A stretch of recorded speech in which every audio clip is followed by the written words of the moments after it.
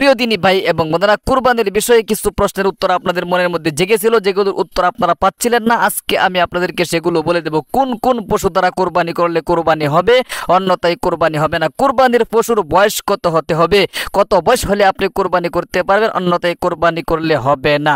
কোরবানির পশুর স্বাস্থ্যগত অবস্থা কিরকম হতে হবে, এই বিষয়টা ইনশাআল্লাহ জানতে পারবেন। এবং শরীকানা আপনারা কোরবানি কিভাবে করবেন, কতজন শরীকানা কোরবানি দিতে হয়, সম্পূর্ণ নিয়ম কানুনটা আজকে আমি আপনাদেরকে খুব সুন্দর করে বুঝিয়ে দেব ইনশাআল্লাহ। আশা করি ভিডিওটা দেখলে অবশ্যই আপনারা মাসআলাগুলো আপনারা শিখতে পারবেন, জানতে পারবেন, বুঝতে পারবেন, কারণ এই মাসআলাগুলো হলো অত্যন্ত গুরুত্বপূর্ণ। আজকে এই পৃথিবী বিখ্যাত কিতাব থেকে মাসআলাগুলো আমি পড়ে আপনাদেরকে শোনাই দেবো ইনশাআল্লাহ। কোনো বানোয়াট কথা এখানে বলার জন্য আসি না, এই জন্য ভিডিওটা ভালো করে খেয়াল করে দেখতে থাকুন এবং মাসআলাগুলো শিখতে থাকুন। কষ্ট করে কোরবানির পশু কিনলেন, যদি কোরবানিটাই আপনার না হয় তাহলে শুধু শুধু কষ্ট করলেন। তাহলে আসুন সম্মানিত প্রিয় দিনী ভাই এবং বোনেরা, দেখেন এখানে কোরবানির অত্যন্ত ফজিলত এবং অত্যন্ত বরকত রয়েছে। কারণ জিলহজ মাসে যে ব্যক্তি কোরবানি করতে পারে, এখানে নবী করিম সাল্লাল্লাহু আলাইহি সাল্লামের হাদিসের দ্বারা একটা কথা বলা হয়েছে, কোরবানির পশুর শরীরের মধ্যে যত রোম রয়েছে সমস্ত রোমের বিনিময়ে আপনাকে নেকি দেওয়া হবে। এক একটা রোমের বিনিময়ে একটা করে নেকি আপনাকে দেওয়া হবে। কোন কোন জন্তু দ্বারা কোরবানি করা জায়েজ আছে, দেখেন খুব গুরুত্বপূর্ণ মাসআলাগুলো আমি ফিকহের কিতাব থেকে আপনাদেরকে বলে বলে শুনিয়ে দিচ্ছি ইনশাআল্লাহ। আপনারা এক এক করে শুনে রাখবেন। দেখেন কোন কোন পশু দ্বারা আপনারা কোরবানি করতে পারবেন, কোরবানি করলে হবে, অন্যথায় হবে না। দেখেন বকরি, ফাটা, কাশি, ভেড়া, বেরি, দুম্বা, গাভী, ষাঁড়, বলদ, মহিষ, উট, এখানে যে সমস্ত প্রাণীদের কথা বলা হয়েছে এই সমস্ত প্রাণী দ্বারাই শুধুমাত্র আপনি কোরবানি করতে পারবেন, অন্যথায় আপনার কোরবানি কিন্তু হবে না। এখন দেখেন মুসান্নিফ বলতেছেন কোন প্রাণীর বয়স কত হলে আপনি কোরবানি করতে পারবেন, অন্যথায় আপনি কোরবানি করলে কিন্তু হবে না। দেখেন বকরি, খাসি, ভেড়ি, বেড়া, দুম্বা কমপক্ষে পূর্ণ 1 বছর বয়সের কি হতে হবে। তবে ভেড়ি, বেড়া, দুম্বা বয়সে যদি কিছু কমও হয় কিন্তু এরূপ মোটা তাজা হয় যে 1 বছর বয়সীদের মধ্যে ছেড়ে দিলেও তার চেয়ে ছোট মনে হয় না। মনে করেন আপনি 6-7 মাস হলো কিন্তু বড় বড় দেখা যাচ্ছে, 1 বছরের বাচ্চার মতো দেখা যাচ্ছে, তাহলে কি হবে? তাহলে তার দ্বারা কোরবানি কি দুরুস্ত আছে। তবে অন্তত 6 মাস বয়স হতে হবে, কমপক্ষে 6 মাস। 5 মাস হলে যদি মোটা তাজাও দেখা যায় হবে না।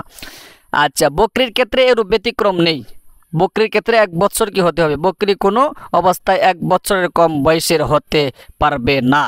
তাহলে অবশ্যই বুঝতে পেরেছেন। এবার আসুন গরু এবং মহিষ, এর কি আপনার কত বছর বয়স হলে আপনি কোরবানি দিতে পারবেন। গরু ও মহিষের বয়স কমপক্ষে 2 বছর হতে হবে, 2 বছরের কম হলে কি হবে না। এবার আসুন উটের বয়স কমপক্ষে 5 বছর হতে হবে, উটের বয়স কমপক্ষে 5 বছর হতে হবে, অন্যথায় আপনি কোরবানি দিতে পারবেন না। এবার দেখেন অত্যন্ত গুরুত্বপূর্ণ কয়েকটি মাসআলা, কোরবানির পশুর স্বাস্থ্যগত দিক কীরকম হতে হবে। আপনি যে কোনো একটি কোরবানি করলে কি কোরবানি হবে না, হবে না। তাহলে দেখেন এখানে বলতেছেন এরকম হলে কিন্তু হবে না। দেখেন যে কোরবানির পশু ভালো এবং হৃষ্টপুষ্ট হওয়া উত্তম। যে প্রাণী ল্যাংড়া অর্থাৎ যা 3 পায়ে চলতে পারে, 1 পা মাটিতে রাখতে পারে না বা রাখতে পারলেও তার উপর ভর করতে পারে না, এরূপ পশু দ্বারা কোরবানি জায়েজ নেই।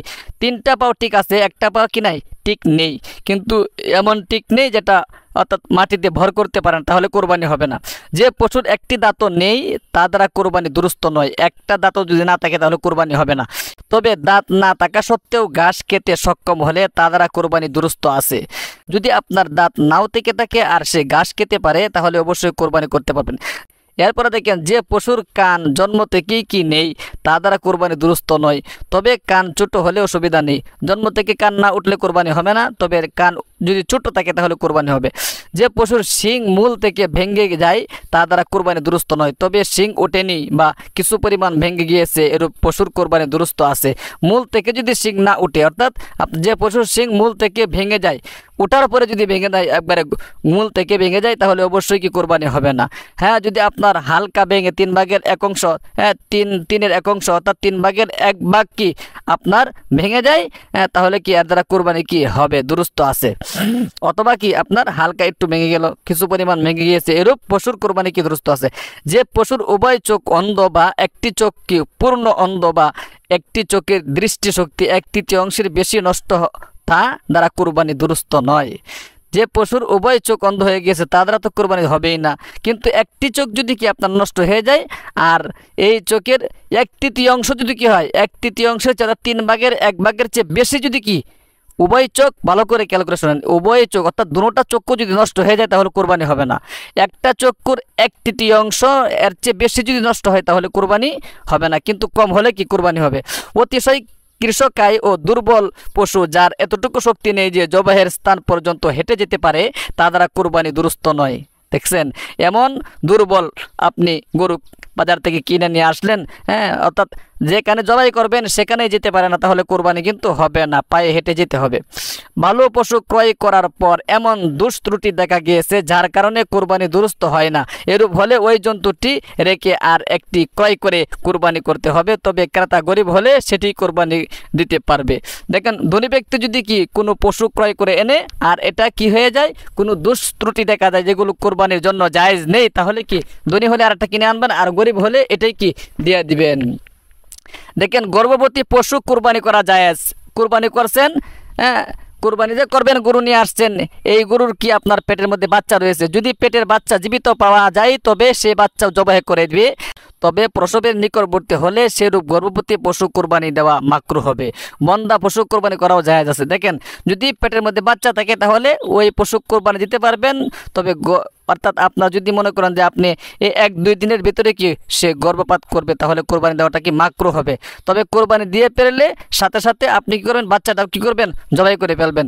বন্দা পশু কোরবানি করা জায়েজ। বন্দা পশু মানে কি, যে পশুর জীবনেও বাচ্চা হয় নাই, অর্থাৎ বাছুর হয় নাই, সেই পশু দ্বারা আপনি কোরবানি দিতে পারবেন, কোনো সমস্যা নেই। দেখেন, শরীক আনার কয়েকটি মাসআলা, আমাদের দেশের মধ্যে শরীক আনার বিষয়ে কয়েকটি গুরুত্বপূর্ণ মাসআলা জানা দরকার, কারণ অনেকেই দেখেন ঘুষের টাকা নিয়ে কি করে কোরবানি দিয়ে দেয়, তার কোরবানি হবে কি হবে না, সম্পূর্ণ বিস্তারিত আলোচনা মুসান্নেফ বলতেছেন, খুব খেয়াল করে 2 মিনিট শুনুন। শরীকের মাসাইল এবং একটা পশু কয়জন শরীক হতে পারবে। বকরি, কাশি, পাটা, ভেড়ি, ভেড়া ও দুম্বা একজনের বেশি শরীক হয়ে কোরবানি করা যায় না, একজনই করতে পারবেন। এগুলো একজনের নামেই কি কোরবানি হতে পারে।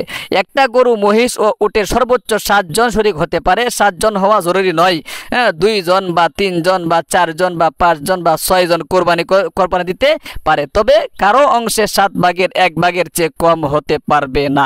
দেখছেন, সমান ভাগে কি আপনাকে ভাগ করতে হবে। মৃত্যুর নামেও কোরবানি হতে পারে, মৃত ব্যক্তির নামেও কি আপনি কোরবানি করতে পারবেন। রাসূল সাল্লাল্লাহু আলাইহি সাল্লাম তার বিবিগণ ও বুজুর্গদের নামেও কোরবানি হতে পারে। দেখেন, যে ব্যক্তি খাঁটি অন্তরে আল্লাহর উদ্দেশ্যে কোরবানি করে না, বরং গোশত খাওয়া বা লোক দেখানো ইত্যাদি নেওয়াতে কোরবানি করে, তাকে অংশীদার বানিয়ে কোনো পশু কোরবানি করলে সকল অংশীদারের কোরবানিও নষ্ট হয়ে যায়। দেখছেন, গোশত খাওয়ানোর নিয়ত কি করেছিল, আপনার কোরবানি করেছিল, তাহলে তার কোরবানি তো হবেই না। অর্থাৎ আপনি যে কি করলেন, আল্লাহ তাআলার সন্তুষ্টির উদ্দেশ্যে কোরবানি করলেন, আপনারটাও হবে না। তাই শরীক নির্বাচনের সময় খুব সতর্ক থাকা দরকার। আপনি মনে করেন যে একজনের টাকা 5 জনে কোরবানি দিতেছেন, একজনের টাকা কি বেহালাল, সে ঘুষের টাকা দিয়ে কোরবানি দিতেছে, অবশ্যই আপনার কোরবানিও হবে না, তার কোরবানিও কি হবে না। যার সমস্ত উপার্জন বা অধিকাংশ উপার্জন হারাম, মনে করেন যে আপনার সমস্ত উপার্জন সে হারাম পন্থায় কি উপার্জন করেছে, অথবা কি আপনার অধিকাংশ হারাম, তাহলে তার সাথে কোরবানি করলে কারো কোরবানি হবে না। তাকে শরীক করে কোরবানি করলে অন্য সকল শরীকের কোরবানি অশুদ্ধ হয়ে যাবে। দেখছেন, তাহলে অবশ্যই আপনারা বুঝতে পেরেছেন, খুব গুরুত্বপূর্ণ একটি মাসআলা আমি আপনাদেরকে, যেগুলো আপনাদের অন্তরের মধ্যে জেগেছিল, যেগুলোর উত্তর আপনারা পাচ্ছিলেন না, আজকে আমি পৃথিবী বিখ্যাত কিতাব থেকে আপনাদেরকে জানিয়ে দিলাম। আশা করি ভিডিওটা দেখে আপনারা মাসআলাগুলো শিখবেন, আর আমাদের ইসলামিক চ্যানেলটাকে সাবস্ক্রাইব করে প্রতিদিন এরকম গুরুত্বপূর্ণ ভিডিও পেতে বেল আইকনটা অন করে রাখবেন। ভালো থাকবেন, সুস্থ থাকবেন, দেখা হবে পরবর্তী ভিডিওতে। আসসালামু আলাইকুম রহমতুল্লাহি ওয়া বারাকাতুহু।